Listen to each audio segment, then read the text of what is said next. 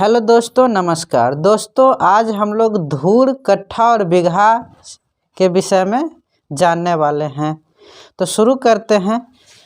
और हाँ, धूर, कट्ठा और बीघा के बारे में जानने से पहले आपको जानना पड़ेगा जरीब के बारे में। जरीब क्या होता है? जरीब के बारे में आप लोग को बता दूं मैं कि जैसे हम लोग के गांव में अमीन साहब जब ज़मीन मापने के लिए आते हैं तो एक चैन लेकर के आते हैं। उसी चैन को जरीब बोला जाता है।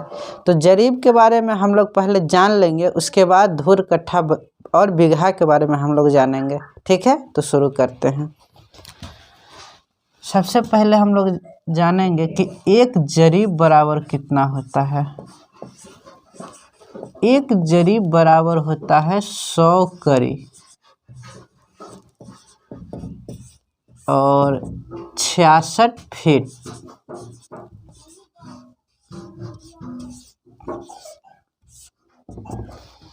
बाईस गज।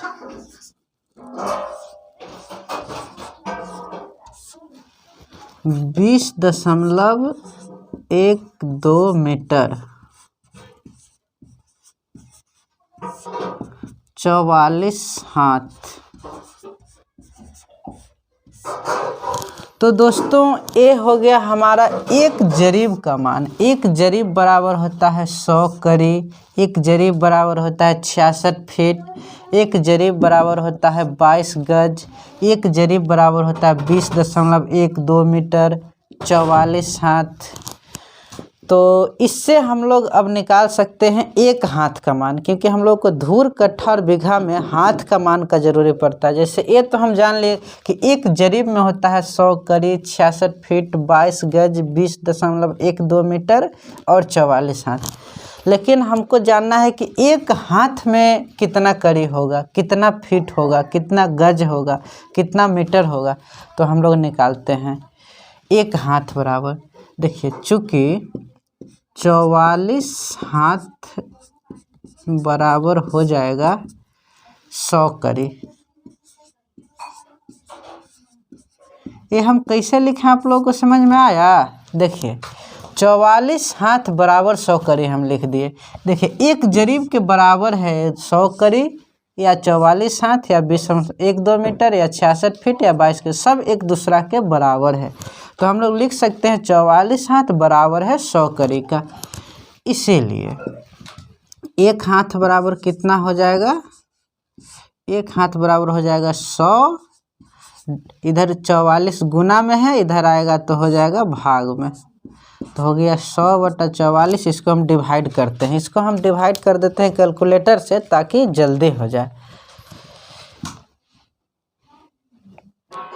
कितना है? 100 डिवाइडेड बाई 44। आंसर आ गया 2.272। कितना आ गया? 2.272 करी। ओके। तो इसी तरह हम लोग और भी निकाल सकते हैं। जैसे कि अभी हम लोग निकाले एक हाथ बराबर 2.272 करी।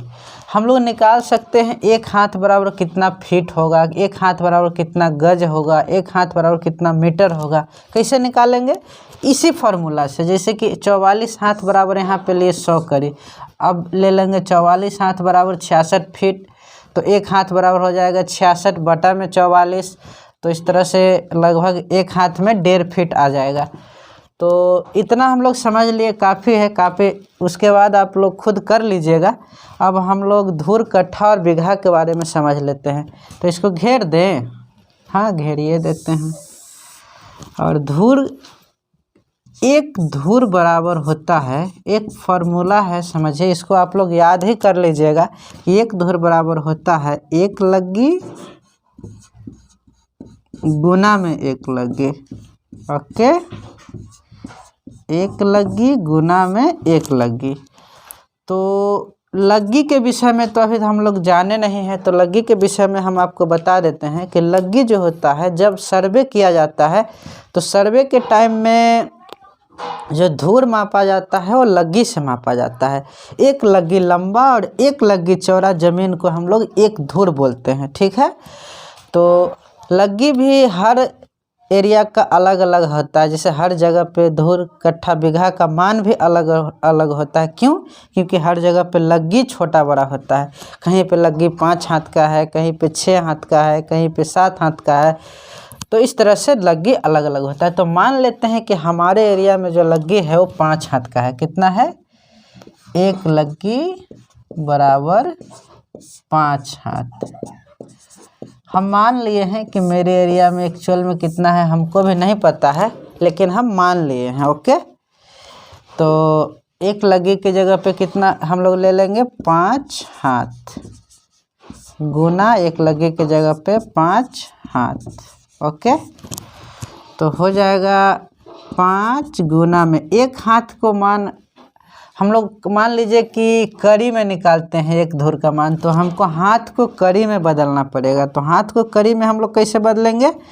हम लोग अभी निकाले हैं एक हाथ बराबर 2.272 कड़ी। इसी को हम लोग लेके आगे बढ़ते हैं कि एक हाथ के जगह पे हम लोग कितना लिख सकते हैं? 2.272 कड़ी। ओके, तो 2.272 कड़ी गुना है तो गुना, फिर 5, फिर उसी तरह से गुना एक हाथ के जगह पे 2.272 कड़ी। इसको घेर देते हैं। अब इसको कैलकुलेशन करना पड़ेगा। इसको हम मोबाइल से कर देते हैं, जल्दी हो जाएगा।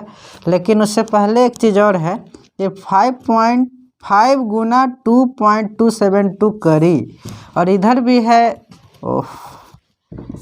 5 गुना 2.272 कड़ी। दोनों तरफ सेम है, तो इसको हम लोग इसका स्क्वायर कर देते हैं। क्या हो जाएगा? 5 गुना 2.272 कड़ी का स्क्वायर। अब हम लोग इसका कैलकुलेशन कर देते हैं फटाफट, तो हमको एक धूर का मान निकल जाएगा। ओके, तो 5 गुना 2.272 बराबर कितना आ गया? 11.36। 11.36। 5 को गुना 2.272 से किए तो कितना आ गया? 11.36। और कड़ी का स्क्वायर है तो कड़ी का स्क्वायर ही रहेगा अभी। तो अब हम लोग इसका स्क्वायर करेंगे। 11.36 का स्क्वायर, तो 11.36 को 11.36 से हम गुना कर देंगे तो आ जाएगा इसका स्क्वायर। कितना आ गया? 129.04। 129.04 और कड़ी को गुना कड़ी से करेंगे तो हो जाएगा कड़ी का स्क्वायर। आप इसको कड़ी का स्क्वायर बोलिए या वर्ग कड़ी बोलिए, दोनों एक ही बात है। ओके, तो अब हम लोग क्या निकाल लिए? एक धूर बराबर हम निकाल लिए। यहाँ पे एक धूर बराबर कितना आ गया? 129.04 कड़ी का स्क्वायर। कड़ी का स्क्वायर। ओके, तो एक धूर बराबर अगर हम निकाल लिए तो हम एक कट्ठा बराबर भी निकाल सकते हैं, क्योंकि हम जानते हैं कि एक कट्ठा बराबर कितना होता है? 20 धूर होता है। एक कट्ठा बराबर 20 धूर होता है। हम लोग लिख सकते हैं 20 गुना एक धूर के जगह पे कितना? एक धूर के जगह पे हम लोग निकाले हैं 129.04। 129.04 कड़ी का स्क्वायर। ओके, तो इसका हम लोग कर लेते हैं फिर कैलकुलेशन। 129 गुना 20 कर देंगे तो आ जाएगा एक कट्ठा का मान। 20 गुना 129.04 तो क्या आ गया? 2580.8। 2580.8 कड़ी का स्क्वायर। ओके, अब इससे हम एक बीघा का भी मान निकाल सकते हैं। इसी तरह हम लोग लिख देंगे एक बीघा बराबर होता है कितना? 20 कट्ठा। तो एक बीघा बराबर होता है 20 कट्ठा। तो 20 गुना में एक कट्ठा की जगह पे हम लोग कितना निकाले? 2580.08 कड़ी का स्क्वायर। तो रख देंगे 20 गुना में 2580.08 कड़ी का स्क्वायर, तो क्या निकल जाएगा? एक बीघा का मान निकल जाएगा। तो दोस्तों, मुझे उम्मीद है कि आप लोगों को धूर, कट्ठा और बीघा समझ में आया होगा। तो अब मिलेंगे अगले वीडियो में। धन्यवाद।